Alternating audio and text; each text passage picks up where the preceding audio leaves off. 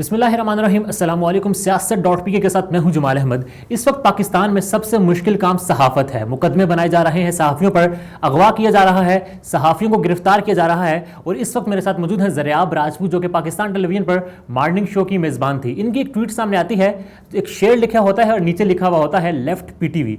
ये left PTV की क्या कहानी है? छोड़ा है या फिर निकाला गया है या फिर कोई और वजूहात है? जानते हैं ज़रियाब राजपूत से। ज़रियाब, बहुत शुक्रिया वक्त देने के लिए। लेफ्ट PTV का आपने एक लास्ट में हैशटैग लगाया, PTV के नीचे लोगो था, क्या कहानी है सारे? जमाल, बेसिकली मुझे खुद भी नहीं पता कि हुआ क्या है, क्योंकि सिचुएशन ये थी कि मेरे पास सिर्फ एक वॉइस नोट आया, उस पर कहा गया कि फलानी कोई खातून है, उनको रिहर्सल करवानी और मंडे से वो मैसेज। वॉइस नोट कहाँ से आया था? मेरे प्रोड्यूसर का वॉइस नोट था, ठीक है। और हमारा पर्सनल ऑफिशियल ग्रुप है जहाँ पर हम लोग अपनी सारी डिस्कशन किया करते थे। उसके बाद जब कंटेंट डिसाइड होता था तो हम लोग उसे उस ग्रुप में भेज दिया करते थे जहाँ पर बॉसेस उसे नोट किया करते थे कि कल ये प्रोग्राम में बात होगी, अप्रूवल के लिए। एग्जैक्टली। अच्छा, मुझे लगा कि शायद शुएब, क्योंकि मेरे को होस्ट हज पर हैं, तो शायद एक को होस्ट मुझे दी जा रही है। लेकिन फिर एक क्वेश्चन मार्क ये भी था कि अगर देनी है तो मेल को होस्ट दें, फीमेल क्यों दे रहे हैं। मैंने ऑफिस कॉल की, मैंने पूछा कि मुझे बताएं कि सर क्या करना है। और मैंने थोड़ा ऐसे भी कहा, मैंने कहा मैंने कि ट्यूशन सेंटर खोला हुआ है, पहले मैं किसी को रिहर्सल्स करवाऊँ और फिर मैं उसको ऑनर लेकर जाऊँ। तो उन्होंने कहा कि नहीं सर, आप रिहर्सल्स आपने नहीं करवानी है, वो खुद करेंगी and you have been terminated. और ये कब की बात है? ये जुम्मे की बात है, 1 जुलाई की। अच्छा, इसी मंथ की बात है? इसी मंथ की बात है ये। और मेरे तो सब पाँव से ज़मीन निकल चुकी थी, क्योंकि मुझे समझ नहीं आ रहा था कि टर्मिनेशन। मैंने कई लोगों को कॉल की, जितने भी हमारे ऑफिशियल्स थे, उन सब ने कहा कि हमें नहीं पता। हर तरफ से एक ही जवाब था, मुझे नहीं पता। और आपके प्रोड्यूसर ने कहा था कि यू आर बीइंग टर्मिनेटेड? नहीं, ये मेरे प्रोड्यूसर ने नहीं कहा, ये मुझे director of programming current affair, जो हमारे डायरेक्टर करंट अफेयर हेड को देखते हैं ना, उन्होंने मुझे सारा मामला, जो हमारे DC हैं, उन्होंने मुझे सारा मामला बताया।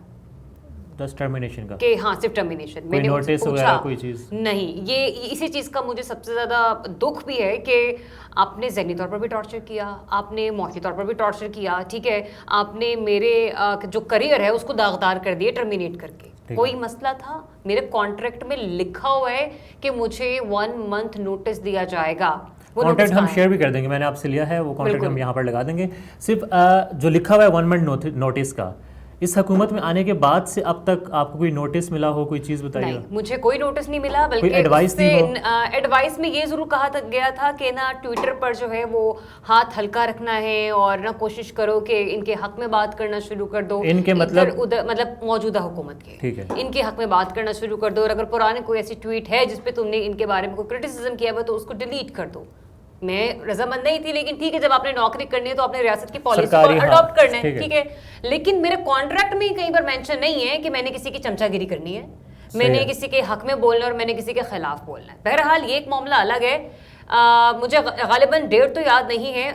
12 जून को मेरा कॉन्ट्रैक्ट एक्सटेंड हुआ मेरी अच्छी परफॉर्मेंस के बिना पर। 3 साल के बाद? नहीं, 1 साल के बाद। 1 साल के बाद मुझे 1.5 साल का कॉन्ट्रैक्ट दिया गया। अच्छा, 1.5 साल मजीद आपको उन्होंने एक्सटेंड किया कि आप अच्छी परफॉर्मेंस दे रहे हैं। और उससे कितने टाइम में टर्मिनेशन दिया? 12 मेरे ख्याल में गालिबन जून को। ये भी मैंने लेटर आपके साथ शेयर किया, जरा देख लीजिएगा। और 1 जुलाई को वो टर्मिनेशन लेटर मेरे मुंह पे मार दिया गया, without giving any reason, without giving any notice मुझे टर्मिनेट कर दिया गया। यही मेरा क्वेश्चन है कि भाई मुझे क्यों निकाला, ठीक है, जिसका जवाब मुझे अभी तक नहीं मिल रहा है। क्या किसी ने बताया आपको क्या वजह हो सकती है? मुख्तलिफ दोस्त कॉल कर रहे हैं, वो ये कहते हैं कि हमने सुना है कि तुम्हें किसी ट्वीट की वजह से निकाला गया है। कुछ ऑफिस से लोग ये बताते हैं मुझे फोन करके कि ना कहा जाता है कि आप PTI की कार्य खास में से। तो बंदा पूछे, मेरे पास कोई PTI का सियासी ओहदा नहीं है, पहली चीज, ठीक है ना। मैं कोई पॉलिटिकल एक्टिविस्ट हूँ, मैं एग्जैक्टली मैं एक जर्नलिस्ट हूँ। तीसरी चीज ये कि ये जो टर्मिनेशन का ट्विटर वाला मामला, तो मैंने कौन सा एटम बम बनाने का नुस्खा किसी और के साथ शेयर कर दिया था ट्विटर पे। ट्विटर आपको याद होगा 30 तारीख को बजट इजलास था और 29 तारीख को उस पर बहस होनी थी उस इजलास में, जिसमें आपको पता है कि इत्तेहादी जो थे वो अपने अपने मसाइल बयान कर रहे थे। MQM की तरफ से भी बयान आता है, असलम बोतानी साहब ने भी बताया, बाप पार्टी ने भी बताया अपने गिले शिकवे। उसके बाद मैंने एक ट्वीट लिखी जो जैसे कि बाकी जर्नलिस्ट को ट्वीट करते हैं, ठीक है, हाँ। मेरा सेंटेंस उसमें सिर्फ इतना था कि इत्तेहादियों के गिले शिकवे हाय हाय, ये मेरा जाती सेंटेंस था, ठीक है। अगर मुझे नहीं, ये अभी भी मैं, अगर ये वो बेस है जो कि मुझे लोग बता रहे हैं, बताई ठीक जा रही है, सही है, ये मुझे मैनेजमेंट ने नहीं बताया कि यही रीजन हो सकता है अब तक पहुंचाई जा रही हो बात। हो सकता है, मुमकिन हो सकता है कि मुझ तक ये मालूमात पहुंचाई जा रही हूँ, लेकिन अगर ये रीजन है तो मैंने पहले भी अर्ज की कि मेरे कॉन्ट्रैक्ट में मेंशन नहीं है। हाँ, कि क्या बात ठीक है, कर रहे हैं, हाँ, कि सही। आपने मुझे बताना है कि मैंने ट्विटर को इस तरीके से इस्तेमाल रियासत की करना है। पॉलिसी के मुताबिक चलना है, बहरहाल आपने। बिल्कुल। और ये मेरी बात सुने जमाल, पूरे मीडिया ने उस रोज बैठकर इस किस्म की गिले शिकवे पे पूरे शो कर दिए, टॉक शोज हुए थे टॉक proper। शोज हुए। तो मुझे बताएं, इंफॉर्मेशन मिनिस्टर साहबा को चाहिए था सबके सब लोगों को निकाल देती, ठीक है, पूरा मीडिया ब्लैक कर देती, सबको नौकरियों से बर्खास्त कर देती। उनका जोर मेरे पर ही चला था। आपकी बातों से लगता है कि आपको उनकी पॉलिसी टो नहीं की शायद।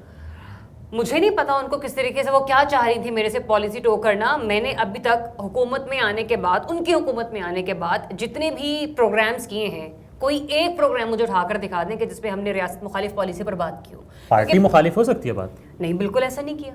कैसे कर सकते हैं? मतलब आप मुझे बताएं, पीटीवी में रहते हुए आप किस तरह से रियासत के मुनाफी चल सकते हैं? सवाल ही नहीं पैदा रियासत होता। के नहीं, पार्टी के मुनाफे, नून लीग की। लेकिन मैंने पार्टी की मुनाफी में कोई बात नहीं की ना, बिल्कुल भी बात नहीं की। हालांकि ऐसा वो अब कभी हम कुछ कर था ही सकते नहीं। हैं, शायद मसला नहीं होना चाहिए। नहीं, मेरे ख्याल से मैं अब क्या कहते हैं ना कि जितना कुरेदते चले जाएंगे बाज़-औक़ात चीज़ें ज़्यादा, मैं आपको क्या एक्सप्लेन करूँ। एक जगह मैंने कॉल की, उनकी बहुत कोई अजीज़ थी, उनको मैंने कहा कि मुझे ऐसा लगता है, मुझे मुझ तक ये खबर पहुंचाई जा रही है कि मेरी किसी ट्वीट की बिना पर मैडम मुझसे नाराज़ हो गई हैं।